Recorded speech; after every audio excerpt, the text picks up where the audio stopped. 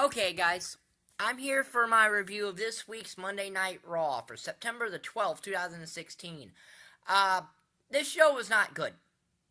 Flat out, this show was the worst Raw I've seen so far. Uh, that I've been reviewing anyway. The 4th of July show was the worst I've seen this year, but this Raw was the worst I've seen since of the brand split. See, Raw has been a thing where it's had one really good show, the first post-draft show, and then a show that an ending made for a very good show, and the rest of Raw during the brand split has been mediocre at best. Whereas the SmackDown, it's been somewhat consistently good, at least post SummerSlam, and even sometime before SummerSlam.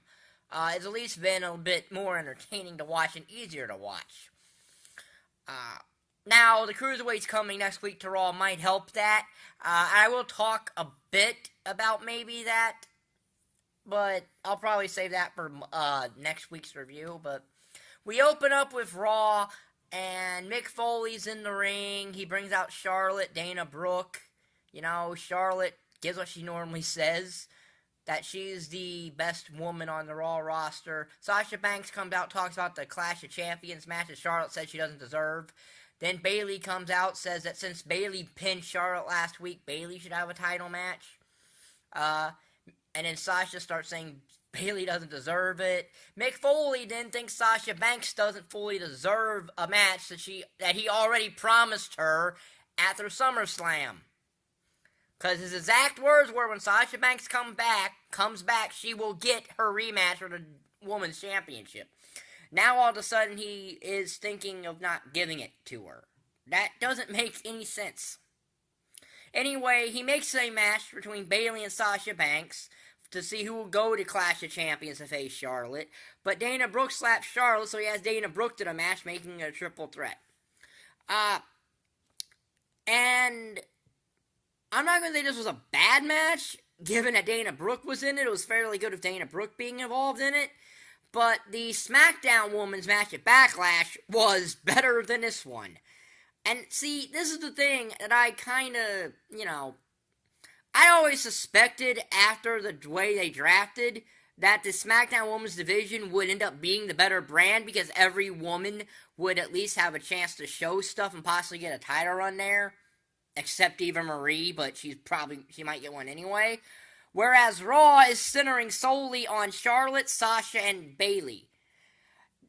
SmackDown, and I'm going to touch on this on tomorrow. SmackDown, after last night, is going to have two clear women's feuds going into No Mercy, whereas Raw is still stuck on Charlotte and Sasha Banks, and hasn't moved on from that. This was a okay triple threat match, nothing special. And in the finishes, Sasha rolls up Bayley, gets the 3, but the problem is there was a double pin. And the angle they originally showed it, and you can clearly see it was a double pin. Now, the replay didn't show that definitively, but you can see it was a double pin, and the WWE's probably going to ignore it because it might have been Sasha botching, or they just don't care. So Sasha is officially going to Clash of Champions to face Charlotte. I'm sure that'll be a good match, but it's a SummerSlam rematch. So, which Backlash didn't have any SummerSlam rematches technically, so give credit where credit's due there. But, Nia Jax moved up. She fought Alicia Fox and had a no contest. Michael Cole said Alicia Fox is one of the most accomplished women on the roster. I want to know what he is on. Alicia Fox has had one Divas Championship reign in the 10 years she's been there, and most people forgot she was even employed. Yeah. So, Nia Jax looks strong, and really, where's Summer Rae at? I know Paige is injured, but where is Summer Rae? Why hasn't she been on Raw since the draft? Maybe Summer Rae should be going to SmackDown since they're doing all these contracts things now, because later, Jack Swagger faces Jinder Mahal, who is the man who now comes in peace because he climbed a mountain. And on top of this, I know they're trying to make him the new Muhammad Hassan kind of thing, except Jinder Mahal is not Muslim. He is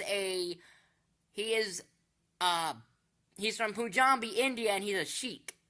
Or a sheikh, or whatever that religion is. He's not a Muslim. Just putting it out there, WWE. And he beats Jack Swagger in the Battle of the Jobbers to get a win. Okay. Bo Dallas continues squash matches because of the whole Ben Wong match or whatever. I don't care about a match that's in China. I'm not going to see it. So,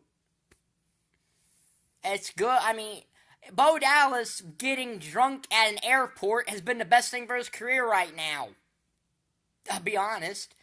Enzo and Cass, or at least Enzo Amore, took on Primo, him and his cousin, it was Epico, who along with Primo are now wrestling travel agents, or wrestling real estate agents because they're selling timeshares in Puerto Rico.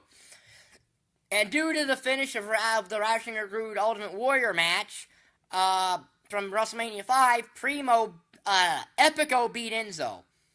So, it looks like it's going to be Enzo and Cass versus the Shining Stars, most likely on the kickoff show for Clash of Champions. So, interesting match. Are you hearing me? So, he's going to dishwasher. The next match. Don't forget to put that bag in a can. And the main event of the show was Roman Reigns and Kevin Owens. Roman Reigns and Kevin Owens. And if Reigns won, he would get inserted into the Universal Championship match. Seth Rollins interrupted this, which got Reigns disqualified once, but Mick Foley restarted the match that he was going to have a talking to Seth and that there would be ramifications. What kind of ramifications? The WWE cannot do some kind of weird change to Clash of Champions next week involving that match. That would be stupid. So what's Mick Foley going to do? What's he going to do? Suspend Seth Rollins or what?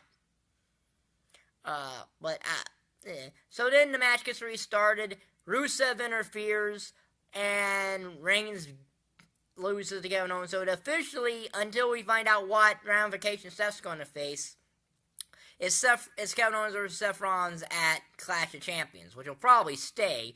I just don't know who's the face here, because Seth, who I guess is the face, isn't acting like one. Is not acting like one.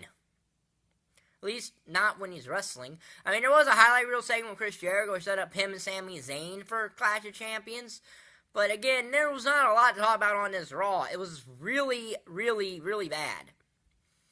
And then Rusev beat up Roman Reigns, so that match is probably going to be happening.